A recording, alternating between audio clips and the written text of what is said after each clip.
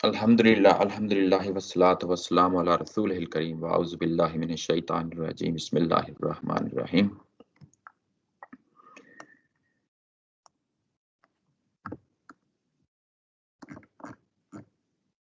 हम पिछली दफ़ा आया नंबर 46 तक पढ़ लिया था। इससे पहले कि आगे बढ़ें हम देख लेते हैं एक दफ़ा दोबारा कि पिछली दफ़ा हमने क्या पढ़ा। अ,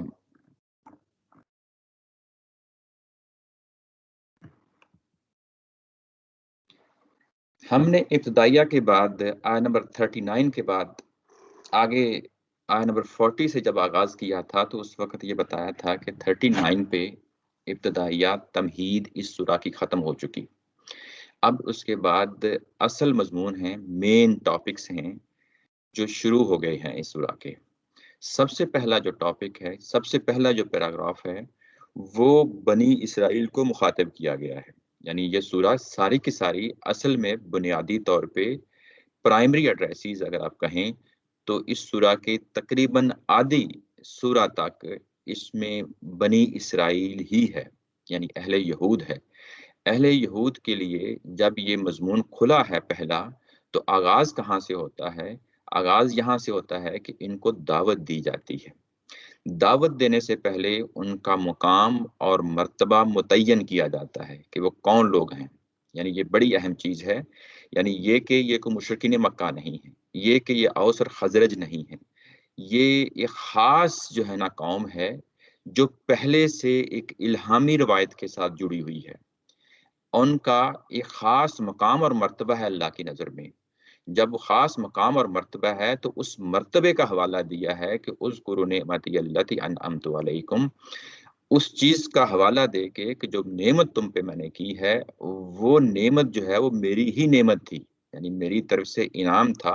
वो इस वजह से नहीं था कि तुम अंबिया अलैहिस्सलाम की औलाद हो या इब्राहीम अलैहिस्सलाम की औलाद हो, बल्कि वो सरासर मेरा फ़ज़ल था, मेरा इनाम था। और अगर तुम चाहते हो कि तुम्हें वो इनाम दोबारा मिल जाए, वो स्टेटस दोबारा मिल जाए, तो उसके लिए ज़रूरी है कि वो अहद-मुआहदे जो पहले से तयशुदा हैं तुम्हारे साथ, तुम वो पूरे करो और उसके बाद मैं पूरा करूँगा उन अहद-मुआहदों को। यानी जो मेरे मुतल्लिका चीज़ें हैं, वो मैं करूँगा और जो आपके मुतल्लिका चीज़ें हैं, वो आपके काम करने के हैं। और जब ये करोगे, तो मौजूदा सूरत-ए-हाल में याद रखो कि तुम्हें मुझी से डर के रहना है। यानी हमा वक़्त अगर कोई तुम्हारे सामने कोई चीज़ होनी चाहिए, ये फ़ैसला करते हुए, तो वो मेरे सामने सिर्फ़ व इय्या या फ़रहबून का लफ़्ज़ बोला है कि मुझी से डरते रहना चाहिए और मेरी शख्सियत, मेरी ज़ात, मेरी जलालत, मेरी अज़मत के सामने जब तुम खड़े होते हो, तो एक कँप-कपाहट, एक ल तुम्हारे ऊपर जो है ना अ, काँपने वाली कैफ़ियत होनी चाहिए कि किस ज़ात के साथ तुम्हारा मामला पड़ा हुआ है। जब तुम उन अहद-मुआहदों पे पूरा उतरोगे, जो तुरात की सूरत में तुम्हारे सामने हैं, तो फिर उसके बाद ये एक यकीनी बात है कि तुम इस किताब तक पहुंच जाओगे जिसकी मैं तुम्हें दावत दे रहा हूं, जो कुरान मजीद की सूरत में आपके सामने नाजिल हो रही है। यानी कि तुम अपनी किताब पे अमल पैरा हो जाओ और उसके नतीजे पे यकीनन तुम कुरान तक पहुंच जाओगे और कुरान जो तुम्हारे सामने आ गया है इसको कबूल कबूल यानी आप कर लोगे। यानी इस एंगल से जो है दावत दी जा रही है। ये बहुत अहम पहलू है। ये बराह रास्त ये नहीं कहा जा रहा है कि तुम इस कुरान को कबूल कर लो, बल्कि उन अहद-मुआहदों का हवाला दे के जो है ना कबूल करवाया जा रहा है। यानी पहले से एक मालूम और मुतय्यन चीज़ है, वो भी अल्लाह ताला की किताब है। उस किताब को अल्लाह की किताब मानते हुए तुम जो है ना इस जब वो पढ़ते-पढ़ते आओगे, उस पे अमल पैरा हो जाओगे, तो यकीनन तुम यहाँ तक पहुँच जाओगे। और जब तुम्हें ये दावत दी गई तो सबसे पहले जो है ना काफ़िर ना बन जाओ, यानी इसका इनकारी ना बन जाओ और आगे बढ़ के, आगे लप के इसको कबूल कर लो। और जब तुम ऐसा करोगे, तो याद रखो कि अगर मुँह मोड़ते हो, तो गोया कि तुम अल्लाह की आयत हैं, जो तौरात की सूरत में तुम्हारे पास हैं, तुम उनको कोई अहमियत नहीं देते। उनको अहमियत नहीं देते, वला तश्तरू बिआयाति समनन कलीला, तो उनको हल्की कीमत पे बेच देते हो। यानी मतलब ये कि ये अल्लाह की आयत तो ऐसी थी कि तुम्हें उसको पकड़ कर जो है ना अपने दांतों में लेके, हाथों में लेके उसको पकड़ कर, उसको समझ कर उस पे अमल पैरा हो जाना था। लेकिन ये कि तुम्हारे अपने तासबात हैं, یہ تعصبات کہ ہم ایک خاص نسل سے تعلق رکھتے ہیں، یہ کہ ہمارے پاس انبیاء اکرام کی روایت ہے، ہمیں تو ہر صورت میں اس پہ کھڑے ہونا ہے، نہ کہ نئے نبی پہ کھڑے ہونا ہے۔ یہ تو بنی اسماعیل کے نبی ہیں، یا یہ وہ لوگ ہیں جن کو ہم ہلکا سمجھتے ہیں، ہم زیادہ خاندانی لوگ ہیں، ہم زیادہ یعنی برتر مقام پہ کھڑے ہیں۔ یہ ان کی انا ہے، یہ ان کا غرور اور تکبر ہے جو انہیں جو ہے نا اس وقت تباہی و بربادی کی طرف لے جا رہا ہے۔ تو اللہ تعالیٰ کی ذات ان کو سمجھا رہی ہے کہ بڑے سے بڑا معاملہ کیوں نہ ہو، بڑی سے بڑی تمہارے پاس کوئی بڑی سے بڑی چیز بھی کیوں نہ آ جائے، اس کی طرف آنکھ اٹھا کے نہیں دیکھنا، بلکہ میرے عہد معاہدوں کی پاسداری کرنا، اس پہ عمل پیدا ہو جانا۔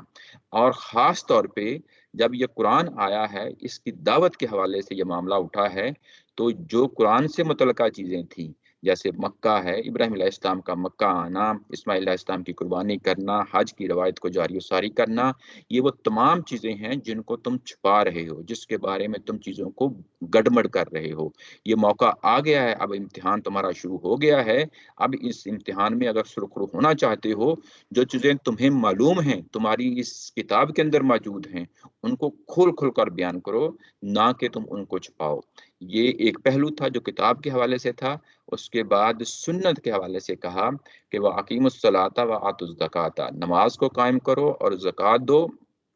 یہ عملی پہلو ہیں، یہ وہ پہلو ہیں جن پہ عملاً آپ نے کچھ کرنا ہے، اور جب یہ کرو گے اپنی نماز پہ، اپنی زکوٰۃ پہ آ جاؤ گے، اور اس کے بعد نماز پڑھتے پڑھتے زکوٰۃ دیتے دیتے ان لوگوں کے ساتھ نماز پڑھنا شروع کر دو، یعنی ورکعوا مع الراکعین، یعنی جو نماز تم پڑھتے ہو، یعنی تمہیں جو اپنی روایت میں نماز ملی ہے، یا زکوٰۃ دیتے ہو جو تمہیں اپنی روایت میں ملی ہے، اس کے بعد وہ کرتے کرتے ان کے ساتھ کھڑے ہو جاؤ۔ اور انتہائی خوبصورت انداز میں کہا، جس طرح اوپر دعوت دی تھی نا کتاب کی، کہ کتاب پڑھتے پڑھتے اپنی تورات کی، تو اس کتاب کو قبول کر لو جو اس وقت نازل ہو رہی ہے۔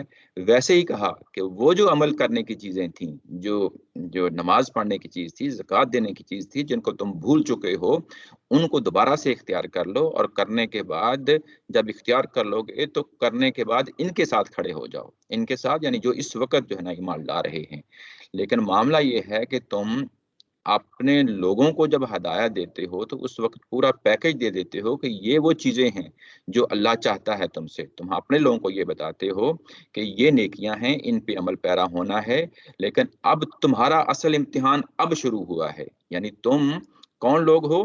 تم جو ہے نا علماء ہو، یعنی یہ اس سے ان آیات سے پتہ چل جاتا ہے کہ پرائمری ایڈریسز کون ہیں۔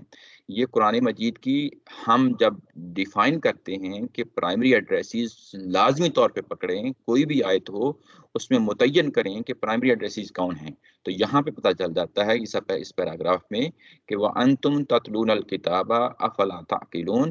یہ علماء ہیں، ان کے سرکردہ، ان کے لیڈر لوگ ہیں جو اس وقت مخاطبین ہیں ان آیات کے اندر، کہ جب تمہارا اپنا معاملہ ہو، یعنی اسی شریعت کے حوالے سے، اسی تورات کے حوالے سے، تو تم آنکھیں بند کر لیتے ہو، حالانکہ تم بھی کتاب پڑھتے ہو، تم بھی عقل سے کام لیتے ہو۔ اب تمہارے لیے امتحان آ چکا ہے، وہ امتحان یہ کہ تمہاری کتاب خود کہتی ہے کہ اس کے بعد ایک نبی نے آنا ہے، اس کے بعد ایک کتاب نے آنا ہے۔ اب وہ امتحان تمہارا یہ ہے کہ تم خود بھی اس چیز پہ عمل پیرا ہو جاؤ جو تم دوسروں کو جو ہے نا نصیحت کرتے ہو، واعظ کرتے ہو، اللہ تعالیٰ کے احکامات بیان کرتے ہو کھول کھول کر۔ تو اب تمہارا اصل امتحان شروع ہو گیا ہے، تمہارے سامنے یہ اللہ کی کتاب قرآن آ گئی ہے، تو اب جب یہ آ گئی ہے تو پھر جو ہے نا اس پہ عمل پیرا ہو جاؤ، یعنی یہ کہ اس کو قبول کرو۔ اور یہ بہت مشکل کام ہے، اتنا آسان کام نہیں ہے، اس کے لیے تمہیں صبر سے کام لینا پڑے گا۔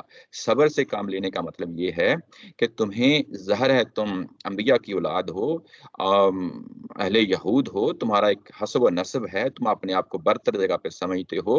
اب تک جو چیزیں تم بیان کرتے آ رہے ہو، کھولتے آ رہے ہو دین شریعت کے حوالے سے، تو اب تم جب یہ اصل چیز بیان کرو گے تو تم کو محسوس ہوگا کہ شاید ہماری ناک کٹ گئی، شاید ہم جو بات پہلے کہتے رہے ہیں لوگ اب اس کو کیسے قبول کریں گے، ہماری بے عزتی ہوگی، ہماری یعنی لوگوں کے سامنے جگ ہنسائی ہوگی۔ تو اللہ تعالیٰ کی ذات کہہ رہی ہے کہ یہ یقیناً ایک مشکل مرحلہ ہے، اس مرحلے کو پاٹنا ہوا ہے تو تمہیں صبر کی جگہ پہ کھڑے ہونا ہے، ثابت قدمی کے ساتھ اپنی کتاب کے ساتھ کھڑے ہونا ہے، اور یہ بہت مشکل کام ہے۔ اس کے لیے اپنے اندر ایک اعلیٰ صفت جو ہے نا ثابت قدمی کی جو ہے نا رکھو، اور اس کے بعد یہ کہا کہ اس مقصد کے لیے نماز پڑھو۔ جب تم اپنے اندر یہ خصلت پیدا کر لو گے صبر کی، تو نماز کے ساتھ کھڑے ہو جاؤ گے تو اللہ تعالیٰ کی ذات آگے پکڑ کے تمہیں سنبھال دے گی۔ اگر کہیں تمہارے قدم لڑکھڑائیں گے تو نماز تمہیں اٹھا کر کھڑا کر دے گی، اس جگہ پہ لے آئے گی جس جگہ پہ تمہیں کھڑا ہونا چاہیے۔ یہ ساری باتیں جو اوپر کہی ہیں یہ بہت بھاری ہیں تمہیں قبول کرنا تمہارے لیے۔ اللہ تعالیٰ کی ذات کہہ رہی ہے کہ میں سمجھتا ہوں اتنا آسان کام نہیں ہے، میری ہی مخلوق ہو، میں اپنی مخلوق کو سمجھتا ہوں، لیکن یہ ان کے لیے آسان ہے جو واقعی خاشعین ہیں۔ خاشعین یعنی جھکنے والے ہیں، اللہ تعالیٰ کی ذات کے سامنے سرنڈر کرنے والے ہیں۔ جب آپ جھک جاتے ہیں، اندر سے جھک جاتے ہیں، آپ کا باہر بھی جھک جاتا ہے، تو گویا کہ آپ کے اندر وہ تمام غرور، تکبر، حسب و نصب سارے خاک میں مل جاتے ہیں، یعنی ان کی کوئی حیثیت نہیں ہوتی اللہ تعالیٰ کی ذات کے سامنے۔ انسان سراپا جو ہے وہ خشوع و خضوع کے مقام پہ آ جاتا ہے، سرنڈر کر دیتا ہے اپنے آپ کو، اللہ تعالیٰ کی ذات کے سامنے بچھاڑ دیتا ہے۔ تو یہ وہ کیفیت ہے جس پہ تمہیں کھڑے ہونا ہے، اور یہ وہی کام لوگ کریں گے جو جانتے ہیں کہ انہیں ایک دن اللہ کے حضور پیش ہونا ہے۔ یظنون انہم ملاقو ربہم وانہم الیہ راجعون، انہیں اللہ کے حضور سامنے آنا ہے اور وہ یہ کام کر سکتے ہیں۔ یہ سارے جتنی اوپر جو ہے نا بھاری بھاری ذمہ داریاں بتائی گئی ہیں۔ اس کے بعد اگلا پیراگراف شروع ہوتا ہے جس میں کہا گیا کہ یا بنی اسرائیل اذکروا نعمتی التی انعمت علیکم وانی فضلتکم علی العالمین۔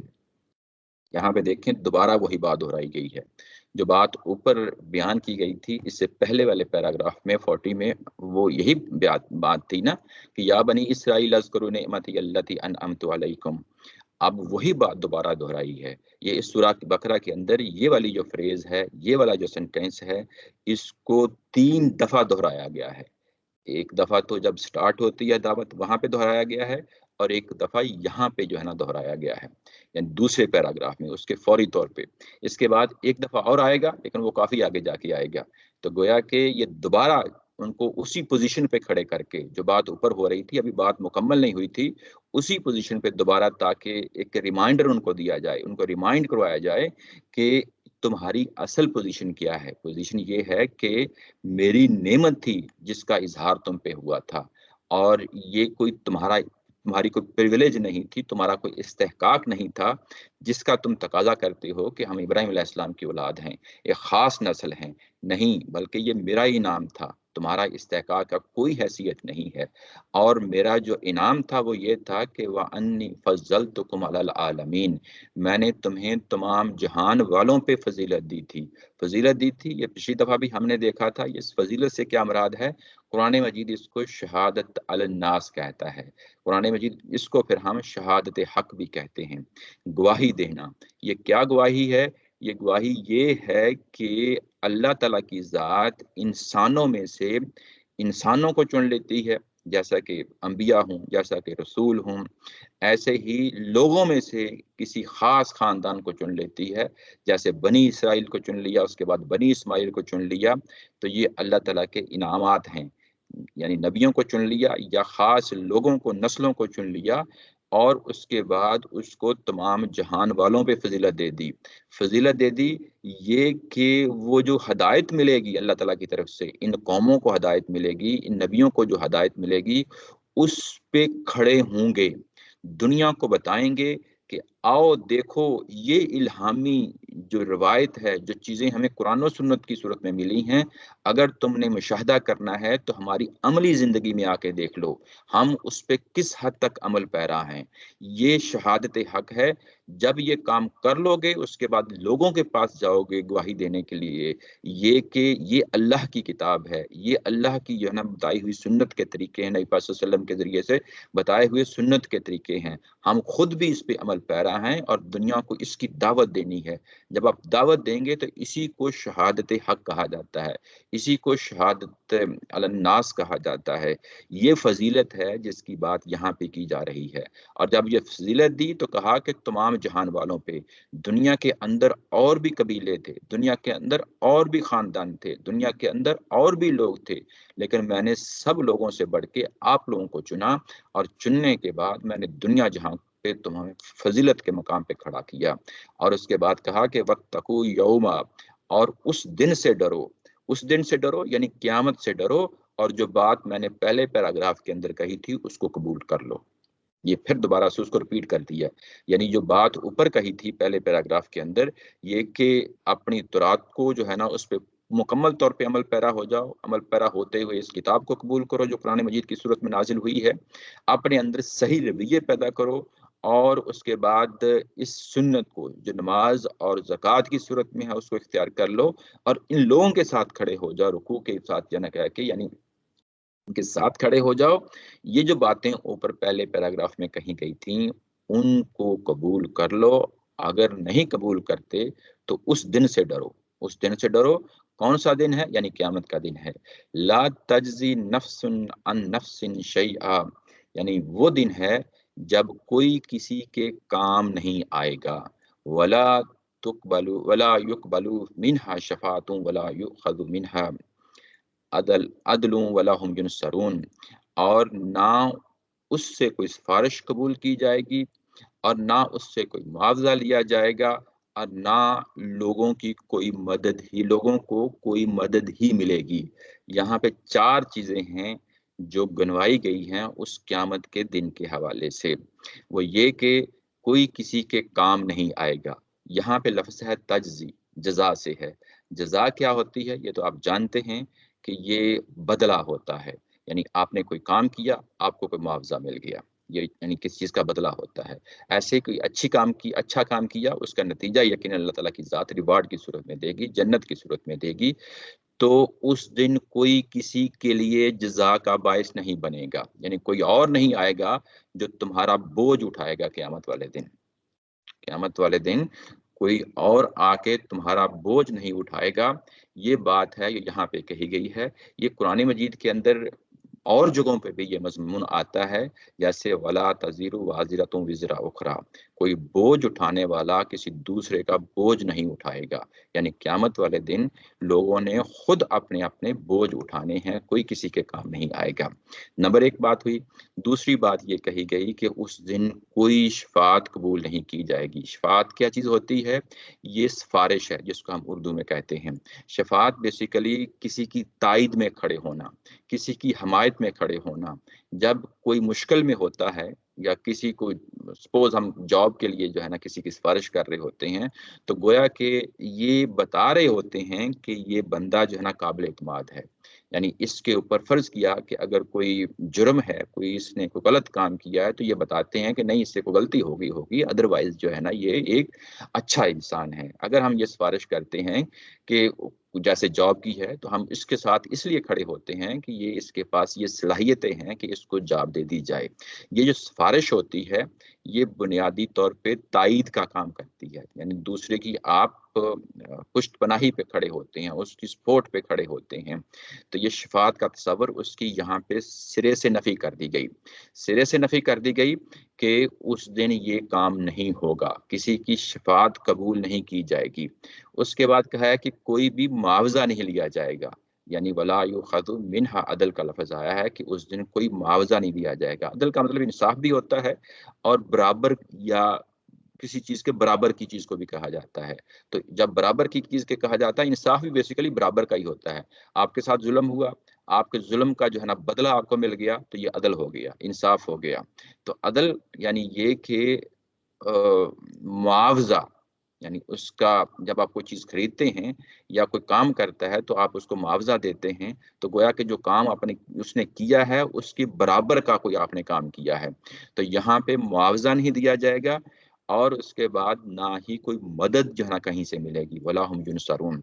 ये चारों चीज़ें यहाँ पे वाज़े तौर पे बयान कर दिया गया कि कोई बंदा किसी और का बोझ नहीं उठाएगा, कोई वहाँ पे शफात काम नहीं आएगी, कोई आपकी तायद में खड़ा नहीं होगा, کوئی کسی سے کوئی معاوضہ جو ہے نا نہیں لیا جائے گا۔ معاوضہ یہ ہوتا ہے کہ جیسے جو ہے نا فرض کیا دنیا کے اندر ہم پیسے دے کے چھڑوا لیتے ہیں کسی کو، تو یہ معاوضہ ہوتا ہے اس طرح کا، یا جو ہے نا ہم سمجھتے ہیں کہ ہمارے پاس افرادی قوت زیادہ ہے، ہم جو ہے نا اٹھیں گے، ہم جا کے جو ہے نا زبردستی کسی سے کوئی چیز منوا لیں گے، ولا ہم ینصرون، تو ایسا کام بھی قیامت والے دن نہیں ہوگا۔ گویا کہ یہاں پہ سرے سے ہی بات کا انکار کر دیا گیا کہ تمہاری جو تمہارا یہ تصور ہے کہ ابراہیم علیہ السلام کی اولاد ہو، وہ سرے سے وہاں کام آنے والی چیز نہیں ہے۔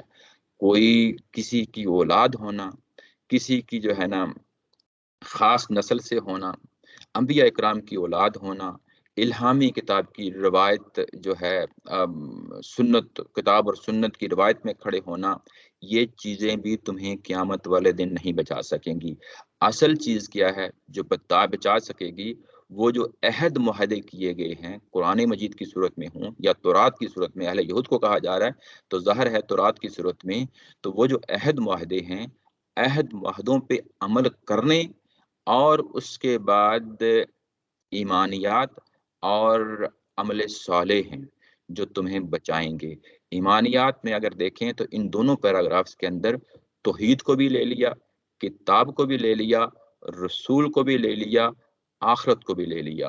ایمانیات یعنی دونوں پیراگراف کے اندر کتنی کمپریہنسو طریقے سے جو ہے نا دعوت کو پہنچا دیا گیا ہے۔ ایمانیات کے تمام جملہ پہلوؤں کو لے لیا گیا، اور اس کے بعد جو صالح اعمال کرنے کے ہیں وہ بھی یہاں پہ بتا دیے گئے۔ صالح اعمال یعنی کور کیا ہے؟ نماز اور زکوٰۃ ہے، وہ لے لی گئی۔ اس کے علاوہ یہ جو بر کا لفظ آیا تھا کہ تم دوسروں کو واعظ و نصیحت کرتے ہو، نیکی کی تلقین کرتے ہو، تو گویا کہ وہ جملہ سارے کی ساری چیزیں جو ایک مذہب کے اندر ہونی چاہیے وہ تمام کی تمام لے لی گئیں، یعنی ایمانیات کی چیزیں اور اس کے بعد عمل کرنے کی چیزیں، صالح اعمال کو لے لیا گیا اور ایک کمپریہنسو پیکج کے طور پہ ان کے سامنے ایک چیز رکھ دی گئی۔ یہ دو پیراگراف ہم نے پڑھ لیے۔ یہاں پہ ایک سوال جو ہے وہ پیدا ہوتا ہے، وہ سوال یہ پیدا ہوتا ہے کہ پھر وہ شفاعت کا تصور کیا ہے جو احادیث میں بھی آتا ہے اور اس کے بعد قرآن مجید کے اندر بھی آتا ہے، جیسا کہ آگے چل کے ہم دیکھیں گے اسی سورہ بقرہ میں، وہاں پہ یہ بتایا گیا ہے یہ کہ یہ آیت نمبر 254 ہے سورہ بقرہ کی، کہ وہاں پہ مسلمانوں کو ابھارا گیا ہے کہ انفاق کرو، اللہ کے راستے میں خرچ کرو، اس سے پہلے کہ وہ دن آئے جس میں یأتی یوم اللہ بیع فیہ ولا خلۃ ولا شفاء، یعنی جب وہ دن آئے گا وہاں پھر خرید و فروخت نہیں ہوگی، نہ وہاں کوئی دوستی کام آئے گی، نہ وہاں پہ کوئی شفاعت کام آئے گی۔ یہ ایگزیکٹلی وہی بات ہے جو یہاں پہ اہل یہود کو کہی جا رہی ہے، وہی بات آگے چل کے کسی سٹیج پہ آیت نمبر 254 اسی سورہ کے اندر اہل ایمان کو بھی کہی گئی ہے۔ یعنی جس طریقے سے دو ٹوک انداز میں یہاں پہ اہل یہود کو بات کہی گئی، ویسے ہی آگے چل کے جو اہل ایمان جو مسلمان ہیں، قرآن کو ماننے والے ہیں، ان کو بھی دو ٹوک انداز میں بات کر دی گئی۔ اور لیکن اس کے بعد فوری جو اگلی آیا آتی ہے جس کو ہم آیت الکرسی کہتے ہیں، یہ 255 آیا ہے قرآن مجید کی، وہاں پہ پھر جو ہے نا شفاعت کے تصور کو اٹھایا ہے۔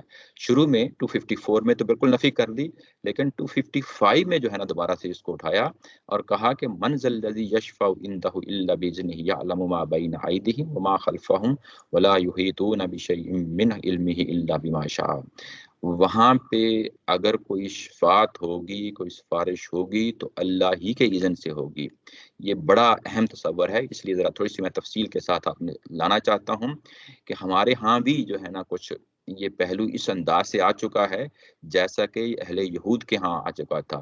وہ سمجھتے تھے کہ ہم تو اللہ کی چہیتی جو ہے نا نسل ہیں، ہم نبیوں کی اولاد ہیں، ہمارے پاس تو تورات ہے، ہمارے پاس کئی ایک انبیاء اکرام آئے ہیں، ہم تو بخشائے ہوئے ہیں، کل کو قیامت بھی آئے گی تو ہم تو سیدھے جنت میں چلے جائیں گے۔ ایسے ہی کچھ ہمارے ہاں بھی تصور آ چکا ہے مسلمانوں کے ہاں موجودہ دور میں، یہ کہ ہمارے نبی محترم وہ تو قیامت والے دن ہماری شفاعت کریں گے، وہ تو شفیع ہیں، وہ تو ہمارے لیے شفاعت کا باعث بنیں گے اور پوری کی پوری امت کو بخشوا دیں گے۔ یہاں یہ تصور کی نفی کرنے کے لیے میں نے قرآن مجید کی انہی آیات کو سامنے رکھا ہے۔ یہ تو ہم جانتے ہیں کہ قرآن مجید میں آگے چل کے پڑھیں گے پارہ 29 میں کہ 3 طرح کے لوگ ہیں قیامت والے دن جن کے ساتھ معاملہ ہو چکا ہوگا۔ ایک وہ لوگ جن کو دانے ہاتھ میں ان کے اعمال نامے دیے جائیں گے، رائٹ ہینڈ میں دیے جائیں گے، اور ایک وہ ہیں جن کو لیفٹ ہینڈ میں ان کے اعمال نامے دیے جائیں گے۔ جن کو دانے ہاتھ میں دیے جائیں گے، رائٹ ہینڈ میں دیے جائیں گے، وہ کامیاب لوگ ہیں اور وہ جنت میں سیدھے جانے والے ہیں۔ ان کو کسی سفارش کی، کسی شفاعت کی ضرورت نہیں ہے، وہ اپنے ایمان اور اپنے اعمال کی وجہ سے سیدھے جنت میں جائیں گے۔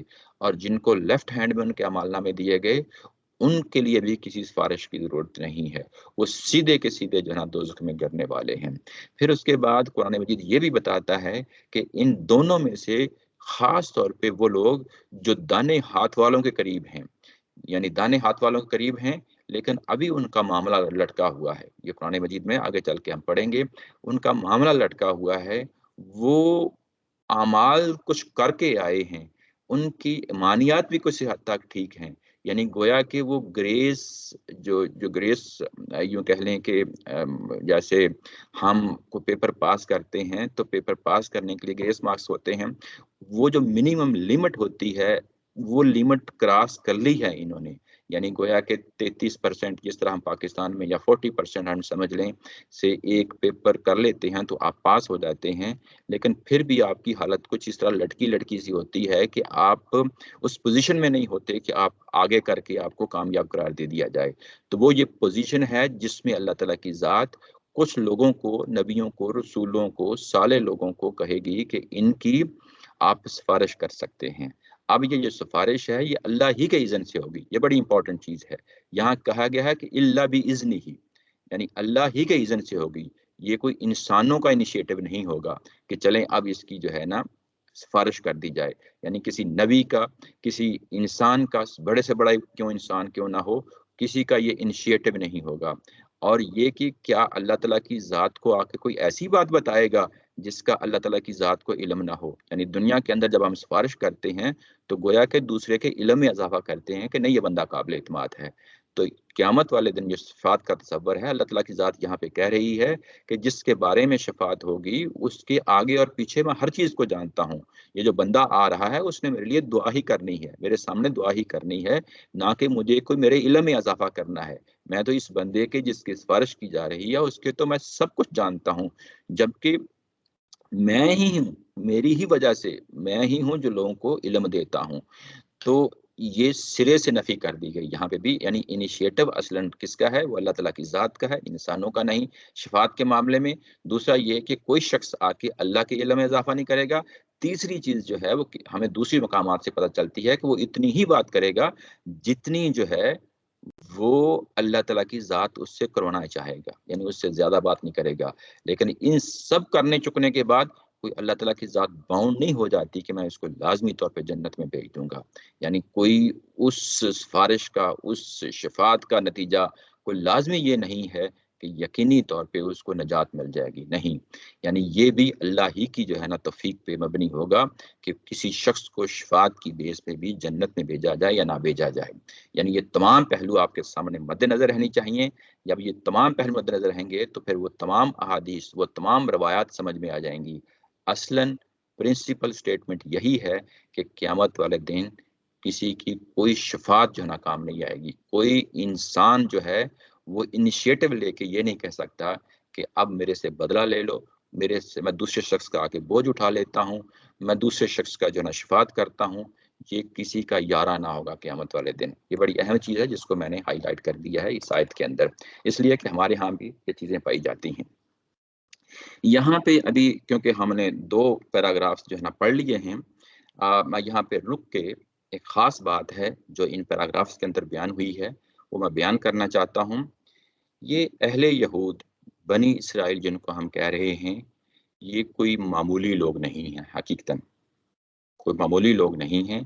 وہ کیا وجہ ہے کہ یہاں پہ ان کو بہت اہمیت دی جا رہی ہے اور یہ کہا جا رہا ہے کہ میں نے تمہیں فضیلت دی، میں نے تم پہ انعامات کی بارش کر دی۔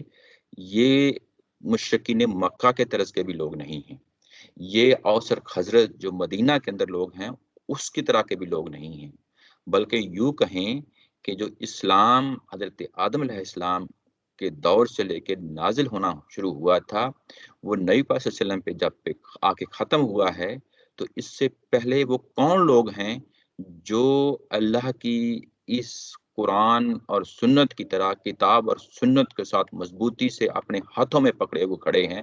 وہ یہود ہی ہیں، بنی اسرائیل ہیں۔ اس لیے جب قرآن آتا ہے اور ان سے بات کرتا ہے تو ان کو اسی حیثیت میں بات کرتا ہے، یہ کہ تم تو میرے جو ہے خاص لوگ ہو، یعنی تمہارے پاس تورات ہے، تمہارے پاس انبیاء اکرام کی روایت ہے، اس روایت کے اندر کھڑے ہو کے تم سے پہلے بتا دیا گیا تھا کہ ایک رسول نے آنا ہے، اس کے ساتھ کھڑے ہونا ہے۔ اب یہ موقع آ گیا ہے کہ تم ان کے ساتھ کھڑے ہو جاؤ۔ یہ پہلے سے موجود ایک حقیقت کا ادراک ہے، اس کو سمجھنے کا نام ہے۔ اور جب یہ واقعہ تمہارے سامنے ہو گیا ہے کہ ایک رسول آ گئے ہیں، ایک کتاب آ گئی ہے، تو اب تم نے انکار نہیں کرنا۔ انکار کرتے ہو تو تمہارے لیے ایک مصیبت ہے، تمہارے لیے ایک حادثہ ہے۔ وہ حادثہ کیا ہے؟ ابھی تک ہم نے جو سنن کی فہرست تھی اس میں سے ہدایت و ضلالت کا قانون پڑھ لیا، بڑی تفصیل کے ساتھ دیکھا۔ دوسری چیز تھی جس کو ہم توبہ اور استغفار کا قانون کہتے ہیں، حضرت آدم علیہ السلام کے حوالے سے ہم پچھلے جو ابتدائیہ کے اندر معاملہ تھا ان سے غلطی ہوئی، توبہ کی، اللہ تعالیٰ کی ذات نے قبول کر لی، یہ دوسری سنت تھی۔ اور یہاں پہ ہم ایک تیسری سنت پڑھ رہے ہیں۔ تیسری سنت جو ہے اس کو ہم جزا اور سزا کی سنت کہتے ہیں۔ جزا اور سزا کیا چیز ہے میں نے پچھلی دفعہ بھی بتایا تھا، لیکن ہو سکتا ہے کہ وہ کچھ پہلو رہ گئے ہوں، میں آج اس کو مزید کھول دیتا ہوں۔ جزا اور سزا کیا چیز ہے؟ جزا اور سزا ایک وہ جزا و سزا ہے جو قیامت والے دن ہونی ہے۔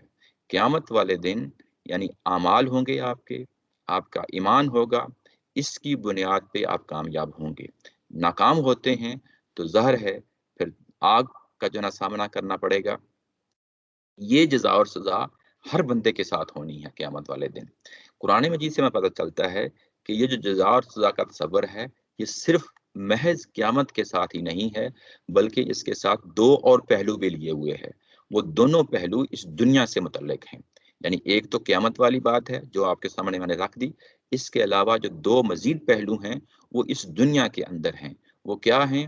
کہ اس دنیا کے اندر جب بھی رسول آتے ہیں، رسول اس زمین پہ قیامت برپا کرتے ہیں اور لوگوں کا امتحان ہوتا ہے، وہ محشر میں کھڑے ہوتے ہیں اسی دنیا کے اندر۔ اگر وہ رسول کی پیش کردہ دعوت کو قبول کر لیتے ہیں لوگ تو وہ کامیاب ہو جاتے ہیں، ان کو دنیا کے اندر اس کی جزا مل جاتی ہے، نہیں تو اسی دنیا کے اندر وہ تباہ و برباد ہو جاتے ہیں، ہلاک ہو جاتے ہیں، جیسے قوم نوح ہلاک ہوئی، قوم شعیب، قوم لوط جو ہے نا ہلاک ہوئی، فرعون ہلاک ہوا۔ تو یہ ساری کی ساری قومیں جو تھیں وہ اس پروسیس سے گزری ہیں۔ زمین پہ قیامت لگی ہے، جب زمین پہ قیامت لگی ہے، ہر رسول کے دور میں لگی ہے، تو دنیا کے اندر رسولوں کے ساتھ بھی خاص ایک جزا و سزا کا تصور پایا جاتا ہے۔ یہ دنیا کی جزا اور سزا ہے۔ ایک اور جزا اور سزا کا تصور ہے، یعنی دو ہو گئے، ایک تو قیامت جو آخرت سے متعلق ہے، ایک دنیا جو رسولوں کے ساتھ جو میں آپ کو بتا دی۔ ایک اور چیز ہے وہ یہ کہ قرآن مجید میں اللہ تعالیٰ کی ذات ہمیں یہ بتاتی ہے کہ ایک دور رہا ہے جس میں نبی اور رسول انفرادی حیثیت سے انڈیویجولی آیا کرتے تھے، جیسے نوح علیہ السلام ہوں، جیسے جو ہے نا ابراہیم علیہ السلام، اور ابراہیم علیہ السلام سے پہلے جتنے بھی نبی اور رسول آئے ہیں وہ سارے کے سارے انفرادی طور پہ ہی آتے رہے۔ لیکن ابراہیم علیہ السلام سے اللہ تعالیٰ کی ذات نے اس طریقہ کار کو چینج کیا۔ اب یہ بتایا کہ قیامت تک کے لیے سارے کے سارے نبی اور رسول جو ہیں وہ صرف ابراہیم علیہ السلام کی اولاد سے آئیں گے، نمبر ایک۔ اور ابراہیم علیہ السلام کی جو اولاد ہے اس کو میں ایک خاص منصب دے رہا ہوں، ایک خاص منصب دے رہا ہوں کہ نبی اور رسول تو آتے ہی آئیں گے، ان کے اندر ہی آئیں گے، وہ وہی کام کریں گے جو پہلے وہ کرتے رہے ہیں، جیسے رسول کرتے رہے ہیں، زمین کے اوپر قیامت صغریٰ برپا کرتے رہے ہیں، لیکن ان لوگوں کے ساتھ کھڑے ہو کے، یعنی انہی رسولوں اور نبیوں کی دعوت سے کھڑے ہو کے مستقل کام کریں گے۔ یعنی ایسا نہیں ہوگا کہ اب اللہ کی ہدایت جو ہے وہ صرف کسی نبی کے ساتھ ہوگی یا رسول کے ساتھ ہوگی، نہیں، بلکہ پوری کی پوری قوم کو کھڑا کروں گا، اور جب وہ قوم جو ہے اس ہدایت کے ساتھ مستقل طور پہ کھڑی ہو جائے گی تو یقینی طور پہ ان کو اس دنیا کے اندر نوازوں گا، اپنے انعامات کی ہے نا اس پہ بارش کروں گا ان لوگوں پہ۔ لیکن یعنی یہ کہ یہ تاج جو ہے ان کے سر پہ جو رکھ دیا گیا ہے، یہ مذہبی یا دینی لیڈرشپ کا، امامت کا جو تاج ان کے اوپر رکھ دیا گیا ہے، کن کے اوپر؟ یعنی ابراہیم علیہ السلام کی جو ہے نا اولاد کے اوپر۔ یہ تاج تو میں واپس نہیں لوں گا، یعنی یہ تو ان کو معزول نہیں کروں گا، یہ ان کے پاس قیامت تک رہے گا، اس میں کوئی شک نہیں ہے۔ اگر یہ لوگ فرض کیا کہ اس سے پیچھے ہٹتے ہیں، یعنی اس جو ہدایت ان کے پاس ہے اس سے پیچھے ہٹتے ہیں، اس پہ عمل نہیں کرتے، اس سے منہ موڑتے ہیں، تو پھر میں کیا کروں گا؟ پھر ان کو ان کی ناشکری کی بنیاد پہ انہیں اسی دنیا کے اندر میں سزا دوں گا، اسی دنیا کے اندر سزا دوں گا۔ یہ وہ سزا ہے جو بنی اسرائیل بھی بھگت رہی ہے، یہ وہ سزا ہے جو اس وقت بنی اسماعیل بھی بھگت رہی ہے۔ یعنی دنیا کے اندر یہ نمونہ بن کے رہیں گے دنیا کے اندر، جب جو ہے نا اس ہدایت سے منہ موڑیں گے۔ لیکن یوں ہی اس ہدایت کو قبول کرتے ہیں، اس کے ساتھ کھڑے ہو جاتے ہیں، جو کچھ میری ہدایت کے اندر موجود ہے، تو پھر دنیا کے اندر میں ان کو امامت جو ہے وہ صرف مذہبی امامت نہیں بلکہ سیاسی امامت بھی دوں گا، بلکہ میں معاشی طور پہ بھی ان کو امامت دوں گا۔ مطلب یہ ہے کہ میں اپنی ہر طرح کی نعمتیں ان کے اوپر کھول دوں گا۔ لیکن یہ اگر پیچھے ہٹتے ہیں تو ان کی اس ناشکری کی بنیاد پہ دنیا کے اندر سزا دوں گا۔ یہ جزا اور سزا کا تصور، یعنی قوموں کے ساتھ جزا اور سزا کا تصور، خاص طور پہ بنی اسرائیل اور بنی اسماعیل جن کے بارے میں ہم ظاہر ہے کہ یہاں پڑھ رہے ہیں، یہ جزا اور سزا کی جو سنت ہے یہ چیز سامنے رکھیں تو جو اس وقت ان کے ساتھ حادثہ ہو گیا ہے وہ یہ کہ ایک اہم ٹرننگ پوائنٹ آ گیا تھا اہل یہود کے ساتھ۔ ان کے سامنے ایک رسول آ گیا ہے جس کی پہلے سے پیشن گوئی موجود ہے، یہ اس سے انکار کر بیٹھے ہیں۔ جب یہ انکار کر بیٹھے ہیں تو پھر اللہ تعالیٰ کی ذات نے مزید اتمام حجت کیا ہے۔ مزید اتمام حجت یہ کہ جو تم اس وقت جو کنفرنٹیشن جو تمہارا جو ہے نا اس وقت یعنی ایک چیز کو تم نے دیکھا، اس کے بعد پرکھا، سمجھ گئے کہ یہ تو وہی چیز ہے جو ہماری الہامی کتابوں میں ہے، آپ انکار پہ کھڑے ہو گئے۔ پھر اللہ تعالیٰ کی ذات نے ان کو پوری ہسٹری سنائی ہے۔ وہ ان کی پوری ہسٹری جو ہے آگے کئی ایک واقعات ہیں جو بیان کیے ہیں ایک ایک کر کے۔ یہ جو چیز ابتدائیہ کے اندر یعنی یوں ہی جو آپ نے ابھی پڑھی ہے 2 پیراگرافز کے اندر، یہ ان کا موجودہ صورتحال ہے جو ان کا سابقہ جن سے پیش آیا ہے۔ اب کیونکہ یہ انکار کر بیٹھے ہیں تو پھر اللہ تعالیٰ کی ذات نے ایک سٹیپ پیچھے ہٹ کے ان کا پورا ماضی کھنگالا ہے اور کھنگال کے ان کے سامنے اتمام حجت کیا ہے کہ تم نے جو موجودہ ابھی رویہ اختیار کیا ہے، اس سے انکار کر دیا ہے، یہ کوئی تمہارا آج کا وتیرہ نہیں ہے، یہ ماضی کا وتیرہ ہے۔ یہ جو الفاظ میں نے آپ کے سامنے رکھے ہیں تاکہ جو پچھلے 2 پیراگرافز پڑھے ہیں وہ آگے جتنے بھی واقعات آ رہے ہیں ان کے ساتھ ریلیٹ کر کے لنک کر کے دیکھیں۔ اگر آپ لنک نہیں کرتے تو اس سے محض یہ ہوگا کہ آپ سمجھیں گے کہ اللہ تعالیٰ کی ذات نے کوئی ہمیں قصے سنا دیے، کوئی کہانیاں سنا دیں۔ نہیں، یہ بات نہیں ہے، یہ قصے اور کہانیاں نہیں ہیں، یہ وہ حقیقتاً واقعات ہیں جو بنی اسرائیل بحیثیت امت کے جو الہامی روایت کی امین تھی، وہ جو آج انہوں نے انکار کیا ہے وہ ماضی میں بھی کچھ جو ہے نا اس جگہ پہ کھڑے تھے، ان پہ اتمام حجت کیا ہے۔ اور دیکھتے ہیں کہ وہ کیا چیزیں ہیں، ایک ایک کر کے آگے بڑھتے ہیں۔ سب سے پہلا جو واقعہ لیا ہے وہ یہ ہے وَإِذْ نَجَّيْنَكُمْ مِنْ آلِ فِرْعَوْنَ يَسُومُونَكُمْ سُوءَ الْعَذَابِ يُذَبِّحُونَ أَبْنَاءَكُمْ وَيَسْتَحْيُونَ نِسَاءَكُمْ۔ یاد کرو، جب لفظ وَإِذْ آتا ہے تو یہ انڈرسٹوڈ ہوتا ہے قرآن مجید کے اندر کہ یہ کیا بات ہے جو کہی جا رہی ہے۔ آگے کوئی واقعہ بیان کرنا مقصود ہے اور وہ واقعہ جانا پہچانا واقعہ ہے۔ ظاہر مخاطبین یہاں پہ اہل یہود ہیں تو ان کو بتایا جا رہا ہے کہ جو اوپر نعمتیں تمہیں ذکر کیا گیا تھا انہی نعمتوں میں سے ایک نعمت کا جو ہے نا بتایا جا رہا ہے ماضی میں جا کے، وہ یہ کہ تم کو میں نے نجات دی تھی فرعون کی خاندان سے۔ آل کا لفظ آیا ہے، آل کا لفظ کا مطلب تو ہوتا یہی ہے، اولاد ہی کو کہا جاتا ہے، خاندان کے اندر جو اولاد ہوتی ہے اسی کو کہا جاتا ہے۔ لیکن موقع محال ہو تو پھر اس کے اندر پورا قبیلہ بھی شامل ہو جاتا ہے، یعنی تمام لوگ مل کے جو اس وقت حکومت کر رہے ہوتے ہیں۔ بادشاہتوں میں ایسے ہی ہوتا ہے، بہن بھائی کزن وزن سارے مل کے پورا خاندان جو ہے وہ حکومت کر رہا ہوتا ہے۔ تو وہ ان لوگوں سے میں نے آپ کو نجات دی تھی۔ یسومونا تم سو العذابی، وہ تمہیں جو ہے سخت عذاب دیا کرتے تھے، برے عذاب دیا کرتے تھے. ساما یسوما یعنی عذاب چکھانا، سو کہتے ہیں برا عذاب، برے عذاب کو جو ہے نا تم کو دیا کرتے تھے. اور یہ بہت سارے عذاب تھے جو بائبل سے ہمیں معلوم ہوتا ہے تورات سے کہ ان کو دیا کرتے تھے، لیکن یہاں پہ خاص جو ہے نا عذاب اس کا ذکر لے لیا ہے. وہ ذکر کیا ہے؟ یذبحون ابناءکم، یہ آل فرعون جو ہے یہ تمہارے بچوں کو چن چن کر جو ہے نا ذبح قتل کیا کرتے تھے. وَيَسْتَحْيُونَ نِسَاءَكُمْ، اور تمہاری عورتوں کو چھوڑ دیا کرتے تھے. یہاں پہ ایک بڑا اہم پوائنٹ ہے بلاغت کے حوالے سے، وہ یہ کہ لفظ آیا ہے ذبح، یہ ذبیحہ کا لفظ نہیں آیا، ذبح کا لفظ آیا ہے. اور جب یہ اس طریقے سے آتا ہے یعنی درمیان والے حرف کے اوپر شد ہوتی ہے، یہ خاص ایک فعل ہے، یعنی اس کی ایک شکل ہے. جب ایسے آتا ہے تو اس کے اندر اہتمام پیدا ہو جاتا ہے.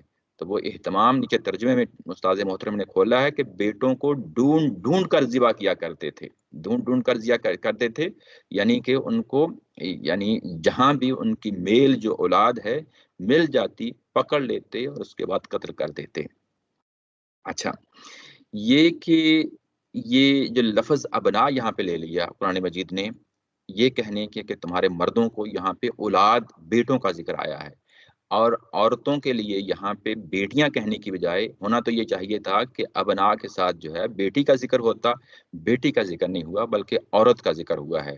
تو یہاں قرآن مجید کی ایک بلاغت ہے اپیل کرنے کے لیے انسانوں کو، وہ یہ بیان کی کہ جب بیٹوں کا نام لیا تاکہ تمہارے اندر ایک والدین کا جو جذبہ ہوتا ہے اپنے بیٹے کے لیے، خاص طور پہ والد صاحب کا، وہ جو جذبہ ہے ماں باپ کا جو جذبہ اپنے بیٹوں کے لیے ہوتا ہے، وہ تمہارے اندر پیدا ہو اور وہ احساس ہو کہ وہ کس شدت کا عذاب تھا، یعنی جو کہ لوگ دیا کرتے تھے. اور جب عورتوں کی بات کی تو وہ محض بیٹی نہیں کہا بلکہ تمہاری عورتیں کہا. تو عورتوں کے اندر بیٹیاں بھی آتی ہیں، بہو بیٹیاں مائیں بہنیں سب آ جاتی ہیں اس کے اندر. تو یہاں ایک طرح کی غیرت کو ابھارنا ہے، ایک طرح کی ان کے اندر حمیت کو ابھارنا ہے، یعنی معاملہ کچھ اس طرح کا ہے. اور تمہاری مردوں کو، تمہاری عورتوں کو جو ہے نا ذبح چن چن کر جو ہے نا مردوں کو بیٹوں کو چن چن کر جو ہے نا ذبح کرتے تھے اور عورتوں کو چھوڑ دیتے تھے، یعنی ان کو زندہ رکھتے تھے. کیا مطلب ان کو زندہ رکھتے تھے؟ یہ کہ ان کو معاف کر دیتے تھے، ان کو چھوڑ دیتے تھے. اور جب مردوں کو جو ہے نا ایسے کرتے تھے تو ظاہر ہے کہ اس طریقے سے بنی اسرائیل کی نسل ختم ہو جانی تھی. اور یہ کہا یہ کہ وفی ذالکم بلاء من ربکم عظیم، یہ ایک بہت بڑی نعمت تھی جس سے تمہیں چھٹکارا اللہ تعالیٰ کی ذات نے ایسی اسباب مہیا کر دیے کہ تم یہ چھٹکارا تمہیں مل گیا.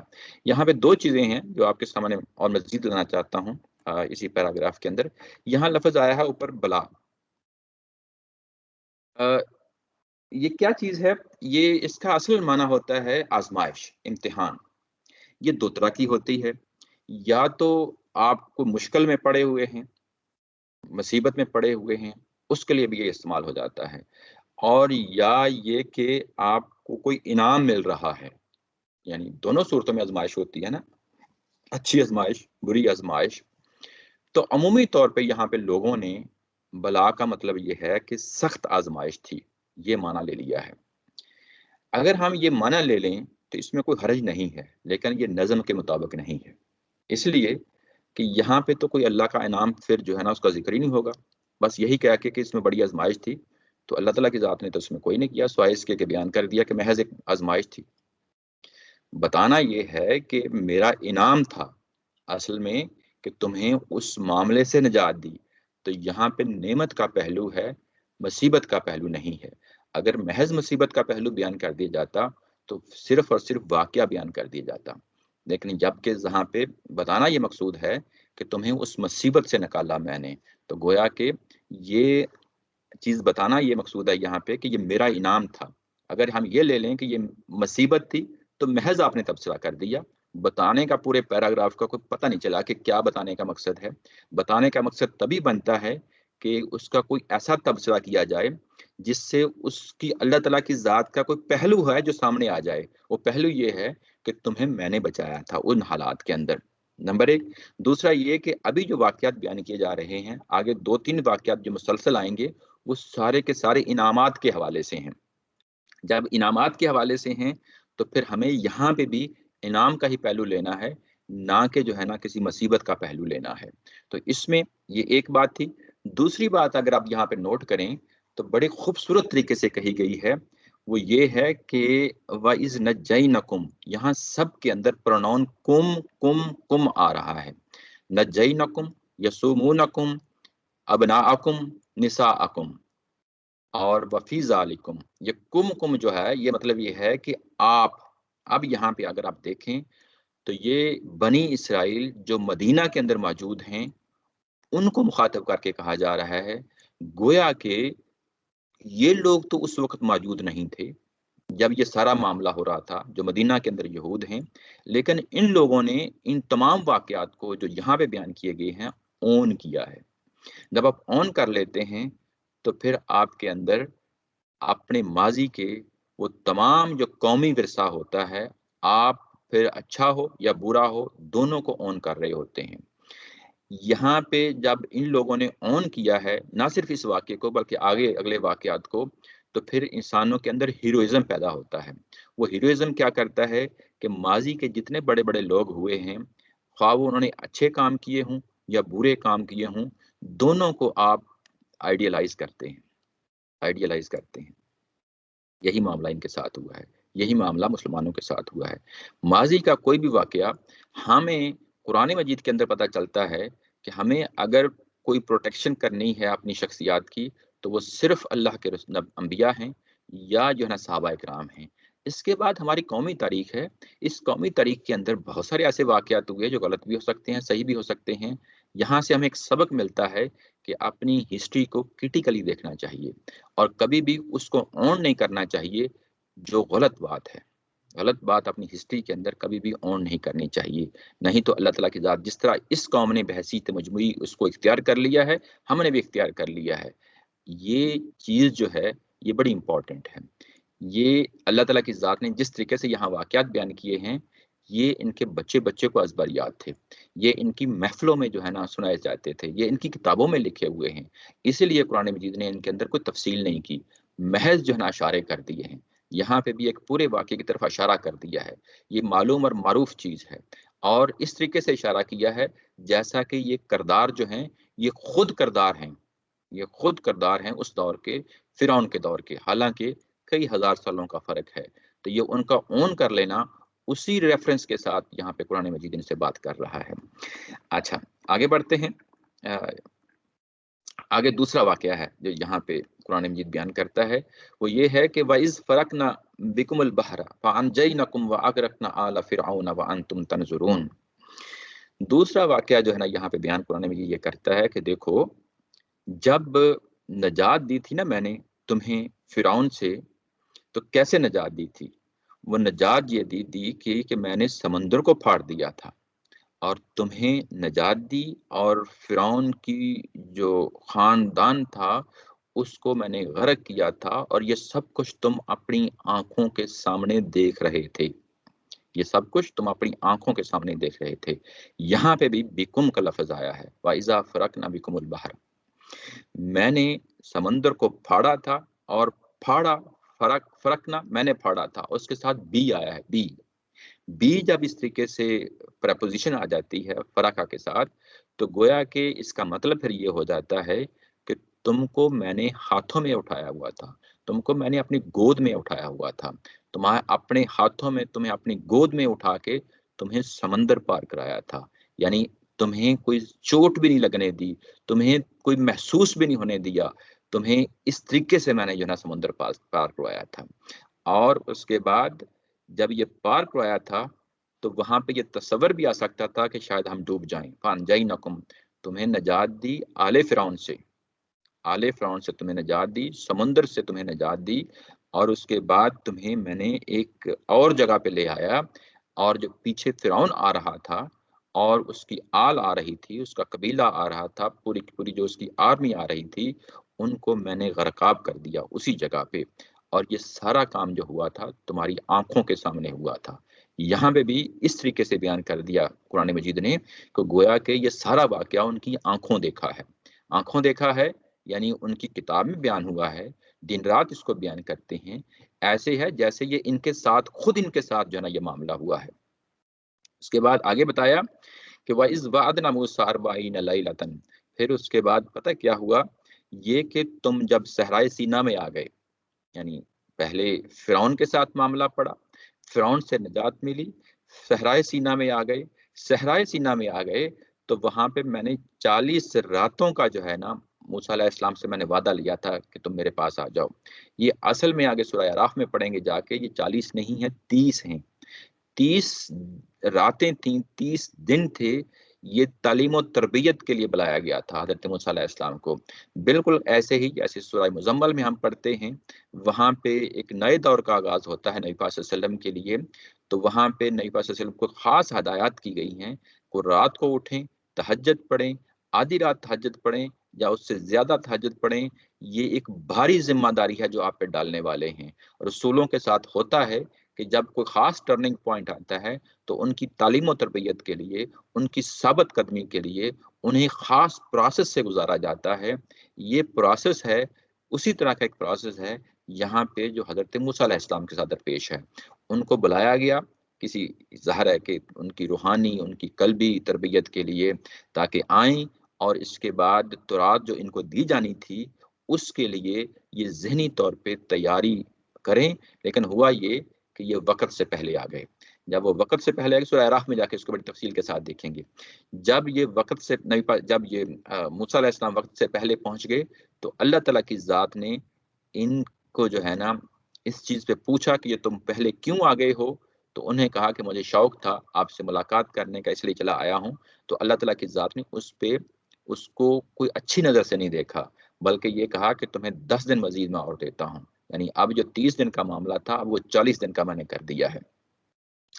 تو گویا کہ اللہ تعالیٰ کے احکامات میں خواہ وہ رسول کیوں نہ ہوں، انبیاء ہی کیوں نہ ہوں، یعنی جو بات کہی جاتی ہے اس بات کو مضبوطی سے پکڑ لینا ہے، یہ بڑی اہم چیز ہے، یعنی جتنی بات کہی جاتی ہے اتنی ہی مضبوطی سے پکڑ لینا ہے۔ 40 راتوں کا جو وعدہ تھا جب آئے، اور اس کے بعد میں نے تورات دینی تھی موسیٰ علیہ السلام کو، ظاہر ہے کہ آگے بنی اسرائیل اب ایک امت بننے جا رہی تھی، وہ دشمنی کی زمین سے نکل آئی، اب ان کو ایک نیا کریکٹر دینا تھا، اس کریکٹر کے لیے ان کے خاص یعنی ان کی ایک ڈسپلن میں لانا تھا، ان کی ایک ٹریننگ سے گزارنا تھا، اس کے لیے جو ہے نا کتاب دینا ان کو ضروری ٹھہرا۔ تو وہ جو کتاب تھی تورات کی صورت میں ملنی تھی، اس کے بعد ہوا یہ کہ ان 40 دنوں کے اندر تم نے ایک بچھڑے کو اپنا معبود بنا لیا، ثم اتخذتم العجل، تم نے ایک بچھڑے کو اپنا معبود بنا لیا۔ یہ بچڑا پتہ چلتا ہے کہ یہ دھات کا بنا ہوا تھا، اور جب یہ بنا لیا، اس کو معبود بنا لیا، اس کے بعد کہا ہے کہ یہ کام جب تم کر چکے موسیٰ علیہ السلام کے بعد، وَأَنْتُمْ ظَالِمُونَ، تو تم اپنی جانوں پہ ظلم ڈال رہے تھے۔ یہ کون سا ظلم ہے؟ یہ شرک کا ظلم ہے۔ ان الشرک لظلم عظیم، یہ آگے چل کے ہم پڑھیں گے سورہ لقمان کے اندر کہ شرک جو ہے بہت بڑا ظلم ہے، اس کی سزا بہت بڑی سزا ہے جو قیامت والے دن ملنی ہے۔ تمام سزاؤں میں سے جو قیامت والے دن ملنی ہے، سب سے بڑی سزا جو ہے وہ شرک کی سزا ہے۔ تو تم نے اپنی جانوں پہ ظلم کیا، اس کے باوجود جو ہے نا تمہیں میں نے معاف کر دیا۔ ثم عفونا عنکم من بعد ذلک لعلکم تشکرون، اس کے بعد میں نے تمہیں معاف کر دیا، اور یہ اتنا بڑا حادثہ ہوا تھا کہ میں تمہیں بحیثیت قوم تباہ و برباد ملیا میٹ کر سکتا تھا، لیکن پھر بھی میں نے انعام کیا، تمہیں معاف کر دیا تاکہ تم اللہ کا شکر ادا کرو۔ اللہ کا شکر ادا کرو یعنی یہ کہ اس کے بعد، یہ واقعہ دیکھنے کے بعد، یہ سب کچھ کر چکنے کے بعد میں نے تمہیں معاف کر دیا، اور پھر یہ کہ ہو سکتا ہے تمہارے اندر کوئی رمق باقی ہو، کوئی اللہ کا شکر ادا کریں جس کی بنیاد پہ تمہاری نجات ہو، تمہیں اس دنیا کے اندر تمہیں نجات ملے۔ اچھا، اس کے بعد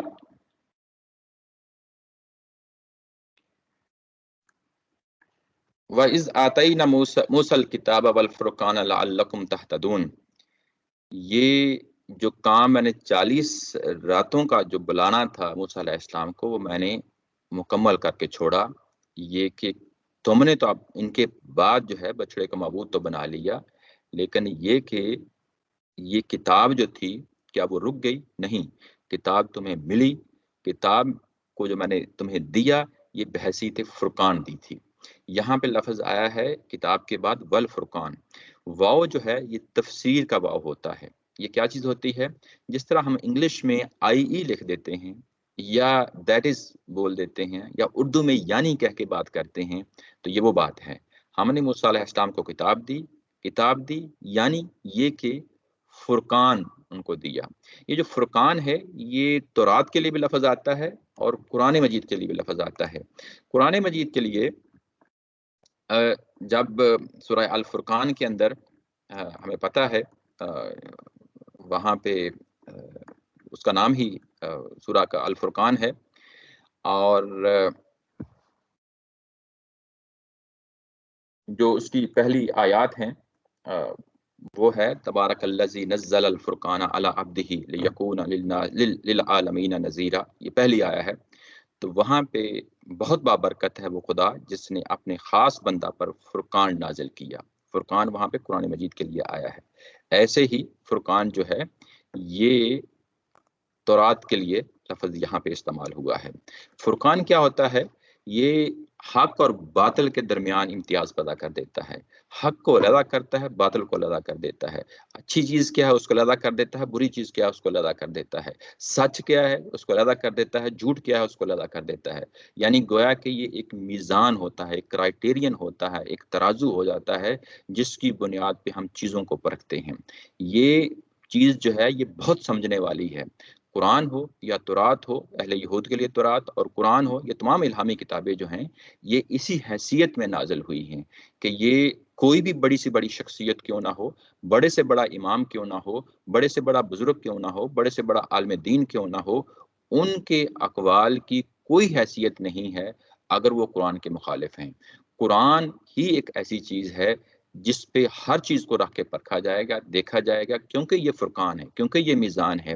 اور اس کا فرقان اور میزان ہونا یہ کہتا ہے کہ ہمیں کیونکہ اس کتاب کی ہدایت میں کھڑے ہونا ہے تو ہم یہ کسوٹی، ہم یہ کرائٹیرین لازمی طور پہ دیکھیں گے، کیونکہ ان کا ٹائٹل ہی یہی ہے. یعنی ان کتابوں کا مقصد ہی یہی ہے کہ لوگ ٹھیک اس جگہ پہ قائم ہو جائیں جس جگہ پہ اللہ تعالیٰ کی ذات ان کو دیکھنا چاہتی ہے، کیونکہ ان کے لیے ان کے ذریعے سے ہی ہدایت میسر ہونی ہے. لعلکم تہتدون، تاکہ تم سیدھا راستہ پاؤ، ہدایت پاؤ. اسی کے ساتھ میں آج کا یہ سیشن ختم کرتا ہوں.